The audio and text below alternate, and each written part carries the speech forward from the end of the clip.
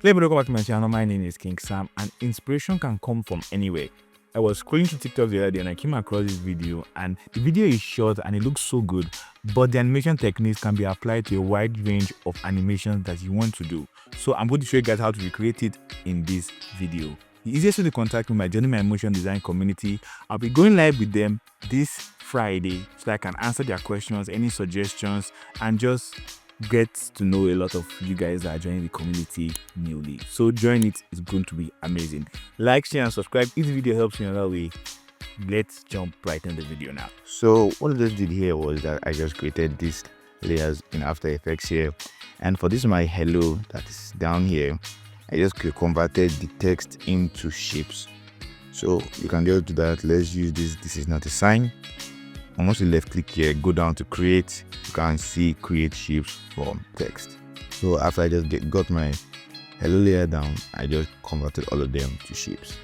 The next thing I'm going to do is I'm really going to start from this my E here, because I think it's going to be the first thing that's going to move in.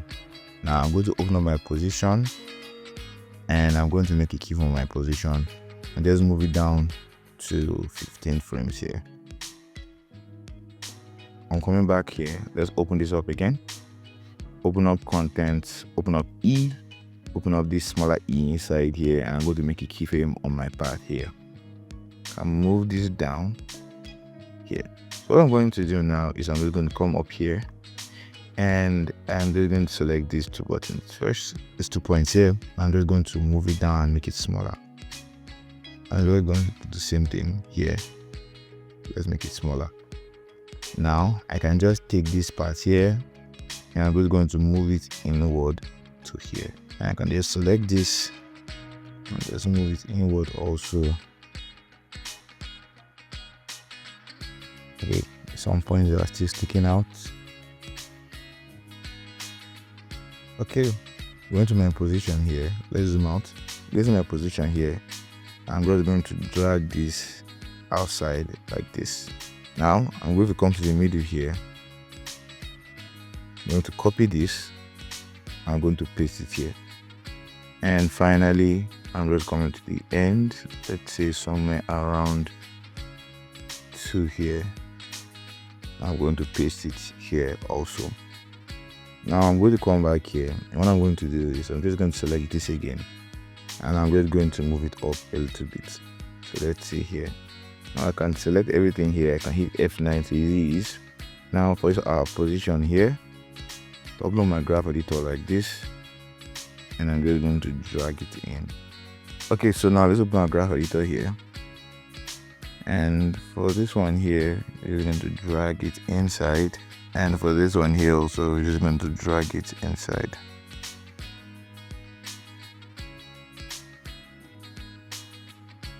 Okay, so the next one we're going to work on is our L's here. So for our L, it's just going to be really easy. Make sure nothing's selected down here. And we're going to use our shape layer here, and just draw an outline for our L like this. No fill, and increase your stroke until your stroke is actually bigger than your L. Let's move it down until it's above our L. Now I'm going to open this up. I'm going to add a simple trim path animation. Now I can come down here, and I can open my trim paths. I'm going to make a keyframe on my end. I'm going to move it down to around 2 seconds here, and I'm just going to change this to 0. You can select this, hit F9 to easy use, and I can just drag this like this. Now for my shape, now I'm going to use my shape 1. I'm going to my stroke, and I'm going to change my line cap to round cap. And finally, what I'm going to do is I'm going to go to this my L layer here, and I'm just going to change the track mat to my shape layer above it. So now what I can just do is I can just duplicate this layer, and I'm just going to move it down, and I'm just going to move it on top my next L here, and I'm just going to change the track mat for the second L2 to this new shape layer. So I automatically have the animation for that also. Now I can just hold down my U here to open my keyframes. I can just move this inward like this. So it happens a little bit apart, but still finishes at the same time.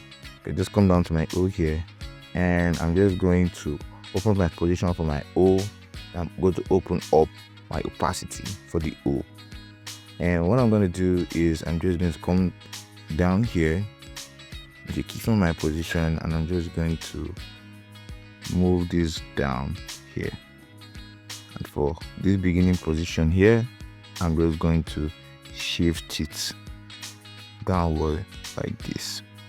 And make a keyframe my opacity, move it down, and I'm going to change this to 0. Select the two of them, hit F9 to ease, open up my graph editor, and just drag this in. So now let me just, for my opacity now, I can just readjust it.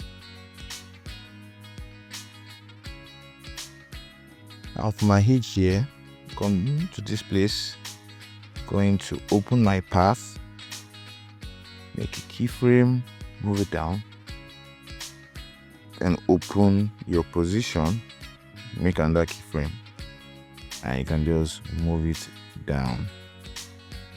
On my path here, I'm just going to select this, I'm really going to shift it up, and here also I'm going to select that one, and finally I'm just going to move it up just a little bit. Then let's open up our opacity, select everything, hit F9, open up our graph editor, and let's just drag this inward like this. Now let's just move the opacity inward a little bit. After I'm done with my shape layers here, I can just select the remaining ones, and I can just open up my scale property, make a keyframe on my scale here. Then from here I can now reduce everything down to 0. So now we can just select everything, hit F9 to ease, open up our graph editor, and just need to drag it inward like this. Thank you guys for watching that video. What do you think? Let me know in my comment section. And now that I've learned how to make this animation, you can learn how to make this one right here or this one right here, and I'll catch you in that video. So remember, improve every day, grow constantly, and you endlessly. Love you guys.